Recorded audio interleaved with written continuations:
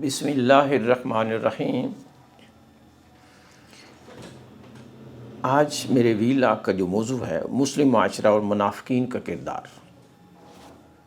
اللہ رب العالمین نے قرآن مجید کی سورۃ فاطر کی آیت نمبر 32 میں مسلم معاشرے کے 3 طبقات کا ذکر ارشاد فرمایا ہے۔ اس کے ساتھ ساتھ مسلم معاشرے میں ایک ایسے طبقے کا ذکر بھی ارشاد فرمایا ہے جو کفر کی بدترین شکل ہوتی ہے، جس کو منافق کہتے ہیں۔ ارشاد باری تعالیٰ ہے یخادعون اللہ، یخادعون ہوتا ہے وہ دھوکہ دیتے ہیں۔ آگے اللہ لفظ، اللہ یخادعون اللہ، اللہ تعالیٰ کہتے ہیں کہ وہ اللہ کو دھوکہ دیتے ہیں اپنے نظریے کے مطابق، اپنی سوچ کے مطابق۔ جو منافقین ہیں یخادعون اللہ، وہ دھوکہ دیتے ہیں اللہ تعالیٰ کو، والذین آمنوا، اور جو ایمان لائے ہیں ان کو بھی دھوکہ دیتے ہیں۔ ان کا اپنا یہ تصور ہے منافقین کا۔ وما یخدعون، لیکن وہ دھوکہ نہیں دیتے، الا انفسہم، سوائے اپنے آپ کو، وما یشعرون، لیکن وہ شعور نہیں رکھتے، یعنی ان کی شعوری سطح بڑی کمزور ہے۔ المنافقون والمنافقات، یہ منافقون جو مرد ہیں، والمنافقات یہ مؤنث کا صیغہ ہے، یعنی منافق مرد اور منافق عورتیں، بعضهم من بعض، یہ ایک دوسرے میں سے ہیں، یہ ایک ہی کیٹیگری ہے۔ یامرون، یہ حکم دیتے ہیں، بالمنکر، یہ برائیوں کا حکم دیتے ہیں سوسائٹی کے اندر، مسلم سوسائٹی کے اندر۔ یامرون بالمنکر، منکرات، برائیوں کا مسلم سوسائٹی میں حکم دیتے ہیں۔ وینہون، اور منع کرتے ہیں، عن المعروف، یہ معروف نیکی کے کاموں کو روکتے ہیں سوسائٹی کے اندر۔ یعنی یہ کفر کی بھی یہ بدترین شکل ہے کہ مسلم معاشرے میں رہ کر یہ برائیوں کو پھیلاتے ہیں۔ تو اللہ تعالیٰ ان کے بارے میں ارشاد فرماتے ہیں۔ اچھا، ایسے ہوا کہ عبداللہ بن ابی جو رئیس المنافقین تھا مدینے میں، تو جب یہ فوت ہوا تو اس کا بیٹا بڑا مومن تھا، اس نے نبی کریم صلی اللہ علیہ وسلم سے کرتا مانگا، آپ نے دے دیا، اور جنازے کے لیے بھی کہا کہ نبی کریم صلی اللہ علیہ وسلم آپ جنازہ پڑھائیں۔ آپ تیار ہو گئے تو اس موقع پر حضرت عمر فاروق رضی اللہ تعالیٰ عنہ نے اس کی، جو اس نے منافقت کرتا رہا تھا، ہائی لیول پر اس کی شکایات تھیں، تو حتیٰ کہ حضرت عائشہ رضی اللہ تعالیٰ عنہ پر بھی اس نے الزام لگایا تھا، سورۃ نور میں وہ پورا واقعہ۔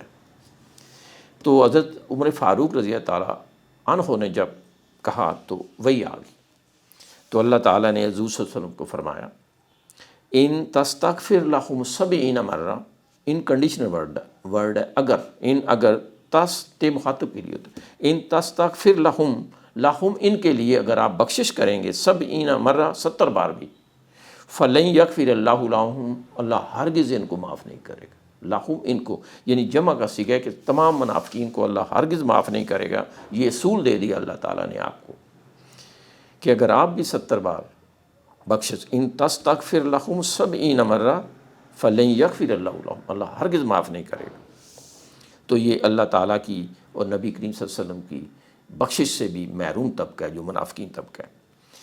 تو دوسرا ان المنافقین فی الدرک الاسفل من النار، یہ منافقین جو ہیں فی الدرک، درک کہتے ہیں سیڑھی کا جو ایک سٹیپ ہوتا ہے نا، اس کو درک کہتے ہیں۔ اسفل سب سے گھٹیا، یعنی من النار، یہ جہنم کے سب سے گھٹیا درجے میں ہوں گے۔ ان المنافقین فی الدرک الاسفل من النار، جہنم کے سب سے گھٹیا در میں، کیونکہ یہ کفر سے بڑے مجرم ہیں کہ مسلم سوسائٹی میں رہ کر بھی تو اللہ کا کلام سنتے بھی ہیں، تو پھر بھی یہ کفر کو اہمیت دیتے ہیں، برائیوں کو معاشرے کے اندر پھیلاتے ہیں۔ تو اللہ تعالیٰ نے ان کا جنازہ پڑھنے سے بھی حضور صلی اللہ علیہ وسلم کو منع کیا تھا۔ یہ سورۃ توبہ کی آیات ہیں 2۔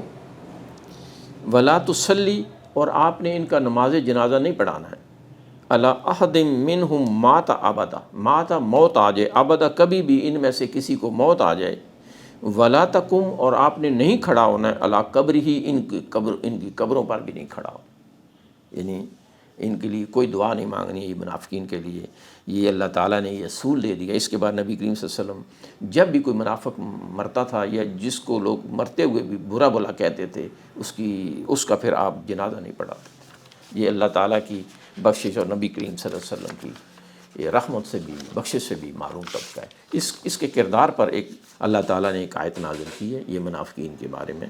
وَمِنَ النَّاسِ، لوگوں میں سے، میں یوجبو کا، میں یوجبو کا جو تعجب میں ڈال دے کا تجھے، یعنی جو آپ کو حیرت، اس کی گفتگو ایسی کرے کہ حیرت میں ڈال دے اور آپ کو بات اس کی پسند آنے لگ پڑے، ایسے سلوگن، ایسے نعرے لگائے کہ آپ اس کی باتوں میں آ جائیں۔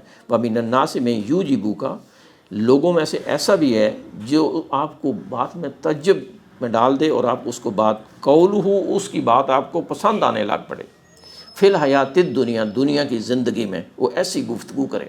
یہ منافق کی بات ہو رہی ہے۔ وَيُشْهِدُ اللَّهَ، اور اللہ تعالیٰ کو گواہ ٹھہرائے، عَلَىٰ مَا فِي قَلْبِهِ، جو اس کے دل کے اندر ہے، یعنی قسمیں اٹھائے اللہ کی کہ میں تو بڑا پاک باز ہوں۔ تو اللہ تعالیٰ کہتے ہیں وَهُوَ أَلَدُّ الْخِصَامِ، اور یہ بدترین دشمن حق ہے۔ وَهُوَ أَلَدُّ الْخِصَامِ، اللہ نے کہا کہ یہ بدترین دشمن حق ہے۔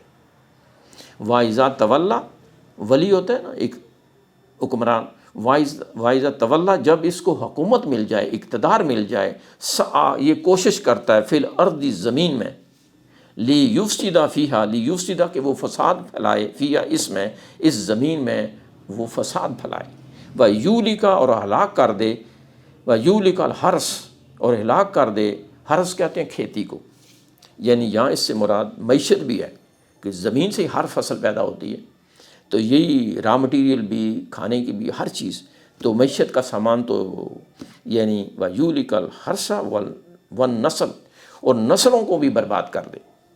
واللہ لا یحب الفساد، اور اللہ رب العزت فساد کو پسند نہیں کرتے۔ تو یہ منافق جو ہے یہ تو کسی بھی کیٹیگری میں اقتدار کے لیے اہل نہیں ہے۔ تو اللہ تعالیٰ ہمارے ملک کو ان کی اقتدار سے بچائے۔ وآخر دعوانا ان الحمد للہ رب العالمین۔